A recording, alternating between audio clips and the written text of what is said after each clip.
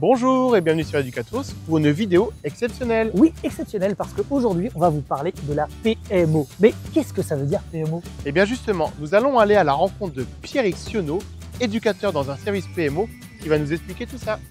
On y va? C'est parti. Alors Pierrick, est-ce que tu peux nous expliquer ce que c'est que la PMO? Alors la PMO, donc la prestation au milieu ordinaire, c'est un dispositif qui permet d'accompagner les jeunes enfants, adolescents et jeunes adultes également, pour les soutenir dans les apprentissages scolaires, mais également un accompagnement au niveau de la vie quotidienne, dans tous les milieux de vie en fait qu'ils vont être amenés à côtoyer. Donc aussi bien à leur domicile que dans la vie quotidienne, dans leur ville, dans la cité, la bibliothèque, l'école, etc.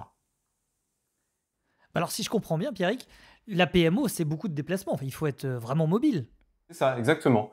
Donc on va se déplacer dans les milieux de vie de l'enfant, comme je le disais tout à l'heure, soit au domicile de la famille pour travailler des apprentissages spécifiques, soit également à l'école, c'est ce qui est le plus courant. On va avoir un temps dans un local ou au sein de la classe selon les besoins des enfants. Et puis aussi on peut être amené à travailler dans le milieu ordinaire, donc ça peut être très bien dans la rue, pour prendre les transports en commun, ça va être des choses aussi variées que ça. Donc c'est une approche très individualisée. Chaque jeune, en fait, a un accompagnement bien spécifique qui correspond à ses besoins parce que, du coup, il faut rappeler que chacun des jeunes accompagnés par la PMO a une notification de la maison départementale des personnes en situation de handicap qui leur permet, du coup, de bénéficier d'un suivi et d'un accompagnement par un ou une éducatrice spécialisée de la PMO. Ok, alors est-ce que tu peux nous expliquer un petit peu une journée type d'un éducateur spécialisé de PMO? Alors, une journée type, très concrètement, ça se déroule donc, on commence le matin vers 8h30, 9h et on va soit aller au sein des écoles pour rejoindre du coup les enfants, dont on a, l'accompagnement, au cours de la journée. On peut également aller au domicile, éventuellement des familles, si nécessaire. On va également, au cours de la journée, être régulièrement en lien avec les partenaires, qui accompagnent parfois déjà l'enfant. Des partenaires médico-sociaux, ça peut être aussi des entretiens téléphoniques ou physiques avec la famille, voilà, etc., etc. D'accord. Alors est-ce que tu peux nous donner quelques exemples s'il te plaît? Concrètement, ce matin, j'étais avec une jeune et je l'ai accompagnée au sein de la classe à gérer ses émotions, ses comportements, les habiletés sociales. Donc pour ça, on va utiliser des jeux éducatifs, des exercices spécifiques, des jeux de rôle, etc.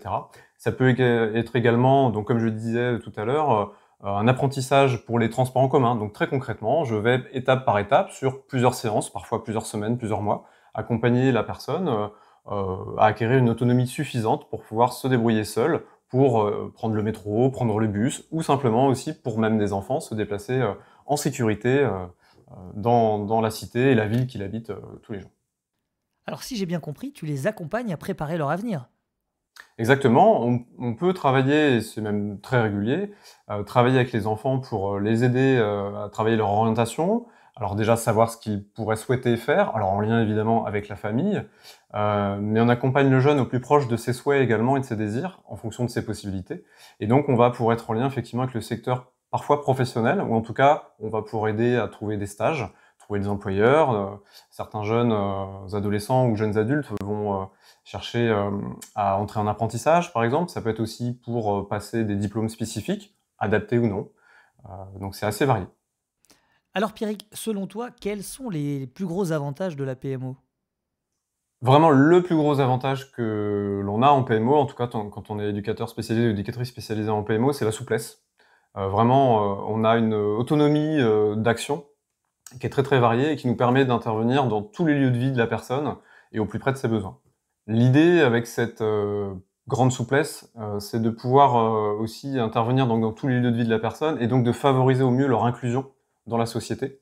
Il faut savoir que nous, on est un service de l'IME, mais on intervient bien pour favoriser cette inclusion dans le milieu scolaire notamment, mais pas que.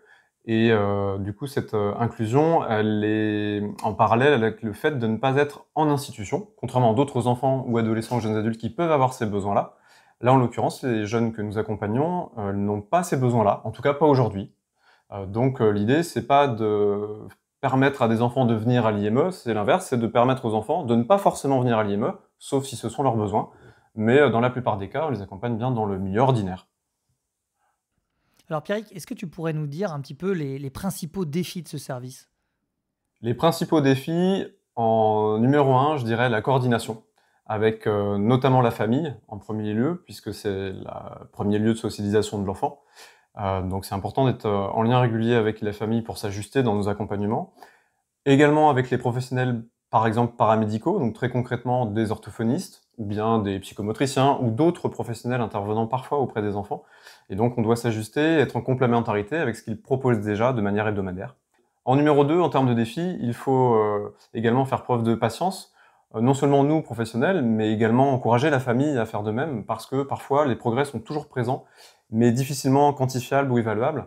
Donc il faut vraiment être content et positif pour chaque avancée qui va être faite par les enfants, puisque c'est une petite victoire, et chacun avancera à son rythme. C'est notre travail en tout cas. Un grand merci à Pierrick d'avoir répondu à l'ensemble de nos questions sur la PMO. Tout à fait, moi je connaissais un petit peu la PMO, et alors là vraiment, il a répondu à toutes les questions. Et oui, on va essayer de faire de nombreuses vidéos sur les différents métiers et services qui existent dans le médico-social. Tout à fait. Et grâce à vos messages, eh ben, nous on va continuer à essayer d'aller chercher dans les métiers du médico-social pour essayer de répondre à vos questions. N'hésitez pas à mettre des pouces ou vous abonner, cela nous ferait très plaisir. Et surtout à toi. Allez, à bientôt sur Educatos. Au revoir.